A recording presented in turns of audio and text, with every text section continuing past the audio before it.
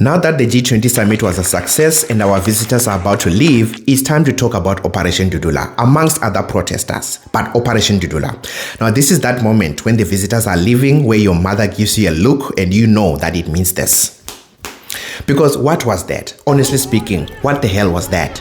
You probably saw the videos where Operation Dudula left their designated area where they were allowed to protest and try to force themselves into where the summit was actually happening. They ended up being pushed back and being pepper sprayed. And honestly, that was very nice to watch, because what the hell was that? What was the point? What was the aim of doing that? Okay, let's say that they managed to go there and disrupt the summit, or they managed to go and stand in front of Lula da Silva, the president of Brazil, right? What were they going to say there?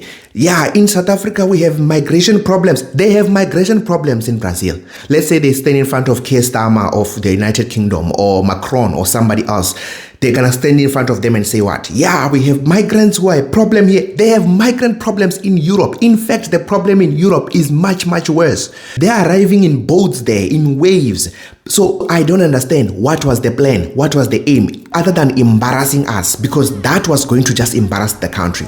People don't understand the magnitude of hosting something that big. The whole world was glued to their screens, watching that this was even happening in South Africa. If you listen to the language that everybody's using all across the world, they're no longer just talking about South Africa. They're saying that this is the first time in history that this thing happened in Africa, in the entire continent. And we did it without an issue. There were only two issues. The guy was trying to hijack a car and then found out that the police were in the car. That was amazing to hear. And then there was Operation Dudula. Now, understand that other people were also protesting there. Climate change was being protested there and all of that.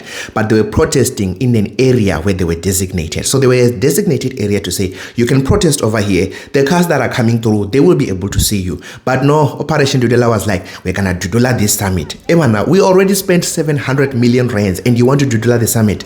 Imagine if that had happened and they managed to cause havoc. The entire world was going to be like, we told you, these Africans, we told you it was a waste. Why would you think they can handle something of this magnitude? If you're African, you know that when visitors come, you don't do something like that. Even if you have a problem with your brother and you were fighting the day before, tomorrow when the visitors arrive, you are on your best behavior, because you understand that this reflects on the whole family. It's not just about you and your little brother. It's about the whole family. When those people leave, they're going to be like, that family is unruly. We should not associate ourselves with that family. Please don't ever allow our kids to visit that family. They don't say that child. No.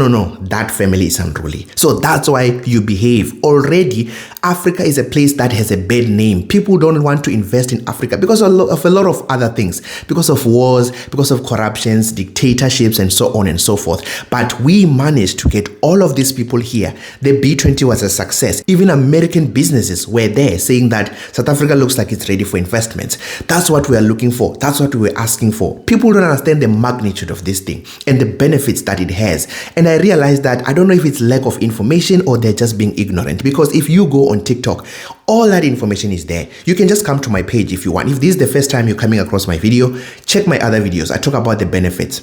I talk about all of the things that are happening, all the things that Africa and South Africa are trying to change.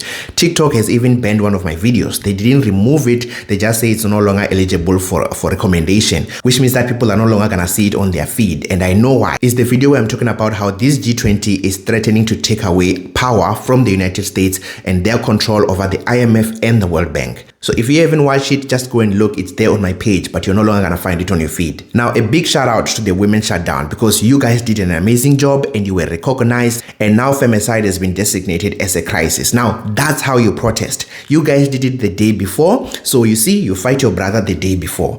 And on the day, you did not embarrass us. What you were doing was not to disrupt the summit, but it was to send a message. And trust me, videos of women laying down on the floor was widespread all across the entire world. So that was amazing, and you got what we all wanted you to get, which was recognition that this thing is a crisis. But no, then there's Operation Dudula. Now, a lot of parties wanted to disrupt this thing. I don't know if it's for the same reason, or if it's the same funding, or if it's a different reason. We have Trump. He tried everything. He tried to embarrass us and do everything. We have this country that cannot be named. If I name them, they're definitely gonna remove this video as well, who tried to send planes, and they wanted to send more planes during the summit to cause havoc. They failed.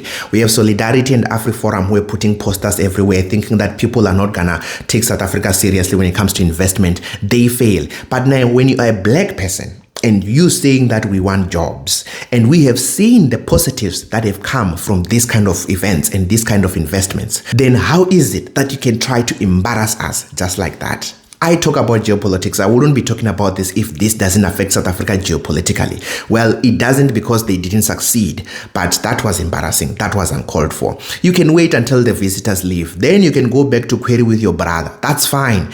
You can go back to saying whatever you stand for. A lot of people who support Dudula were coming out and saying, no. What are you doing in front of the visitors?